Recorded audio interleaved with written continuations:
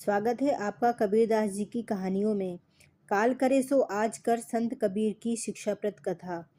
कबीरदास का प्रसिद्ध दोहा है, काल करे सो आज करे सो अब, पल में प्रलय होएगी बहुरी करेगा कब। वाराणसी की पावन धरती पर संत कबीर अपने करघे पर सूत कात रहे थे। गंगा के तट से मंद पवन बह रही थी। उसी समय एक वृद्धा जिसका नाम धनवंती था, कांपते कदमों से उनके पास आई। उसके मुख पर चिंता की रेखाएं थी, नेत्रों में पीड़ा भरी थी। वह बोली, महाराज, मेरा पुत्र माधव मेरी कोई बात नहीं सुनता, हर कार्य को कल पर टाल देता है। घर का काम हो, व्यापार हो, सेवा हो, सब कुछ कहता है अभी समय है। मैं वृद्ध हो चली हूँ, मन व्याकुल है कि कहीं उसका जीवन व्यर्थ न हो जाए। कबीर ने शांत दृष्टि से उसकी ओर देखा और बोले, माता, आज उसे मत लाओ, कल प्रातः उसे मेरे पास ले आना। धनवंती को आश्चर्य हुआ, पर उसने वैसा ही किया। अगले दिन वह माधव को लेकर आई। युवक के चेहरे पर लापरवाही थी। वह सोच रहा था, देखूं यह संत मुझे क्या समझाएंगे। कबीर मुस्कुराए और बोले, माधव, मैं तुम्हें 4 छोटी कहानियां सुनाऊंगा। यदि तुम्हें उसमें अपना जीवन दिखाई दे तो समझना कि समय तुम्हें पुकार रहा है। पहली कहानी, हरिदास किसान और खोया हुआ मौसम। कबीर बोले, एक गांव में हरिदास नामक किसान रहता था। उसके पास उपजाऊ भूमि थी। वर्षा आने से पहले गांव के सभी किसान अपने खेत जोतने लगे। बीज चुने गए, हल चलाए गए, मेढ़ों की मरम्मत हुई। हरिदास प्रतिदिन चौपाल पर बैठा रहता और कहता, अभी तो बादल नहीं आए, इतनी जल्दी क्या है, कल से करूँगा।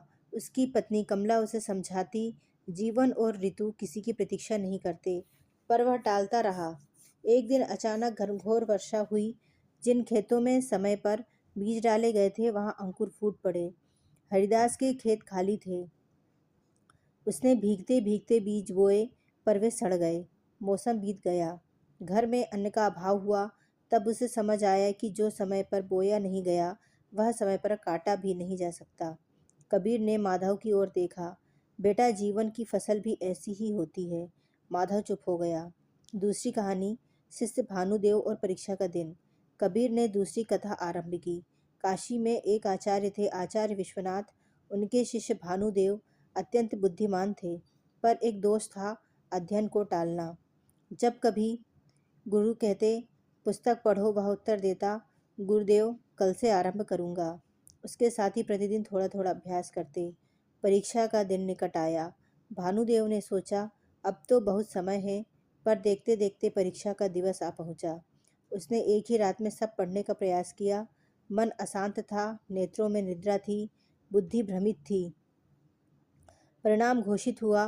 भानुदेव असफल हो गया। वह गुरु के चरणों में गिर पड़ा। गुरु बोले, विद्या संचित तपस्या है, आलस्य से नहीं मिलती।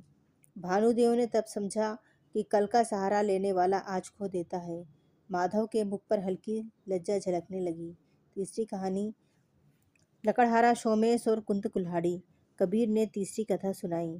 एक वन में सोमेश नामक लकड़हारा प्रतिदिन पेड़ काटने जाता। उसकी कुल्हाड़ी पुरानी हो चुकी थी। पड़ोसी लकड़हारा रतन पहले अपनी कुल्हाड़ी को धार देता, फिर काम करता। सोमेश हंसता, तू समय व्यर्थ करता है, मैं सीधे पेड़ काटता हूँ। पर उसकी कुंद कुल्हाड़ी से एक पेड़ काटने में पूरा दिन लग जाता। थकान अधिक, फल कम। एक दिन उसने देखा कि रतन आधे समय में दुगना कार्य कर लेता है। उसने पूछा, तेरा रहस्य क्या है? रतन बोला, मैं कार्य से पहले तैयारी करता हूँ। समय को साधने का यही उपाय है। तब सोमेश को समझ आया कि तैयारी को टालना ही सबसे बड़ी भूल थी। कबीर ने माधव से कहा, बेटा, जो अपने जीवन की कुल्हाड़ी को तेज नहीं करता वह श्रम तो करता है पर फल नहीं पाता। चौथी कथा, वृद्ध लिपिक गोविंद दास का अधूरा स्वप्न। कबीर ने अंतिम कथा आरंभ की। काशी में गोविंददास नामक लिपिक था।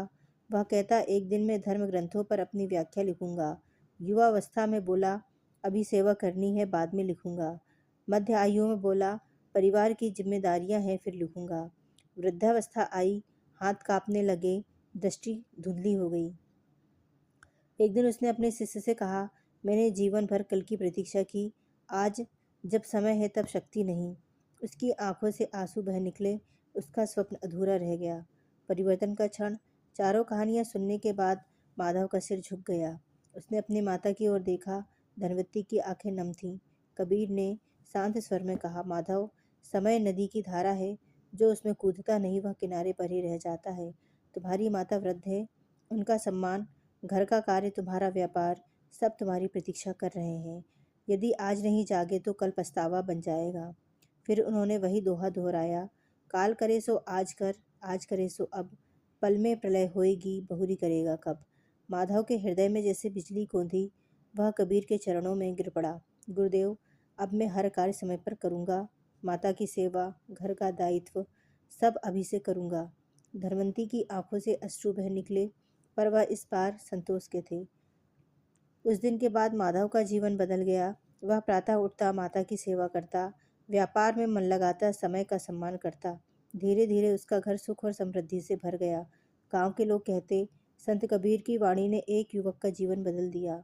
यह कथा हमें भी यही सिखाती है, जीवन का हर क्षण अमूल्य है, कल केवल आशा है, आज ही अवसर है। अतः जो करना है अभी करिए, क्योंकि सच ही कहा है संत कबीर ने, पल में प्रलय होएगी बहुरी करेगा कब। धन्यवाद मित्रों। यदि आपको हमारी यह कहानी अच्छी लगी तो हमारे चैनल को लाइक और सब्सक्राइब जरूर करें। आपका दिन शुभ हो।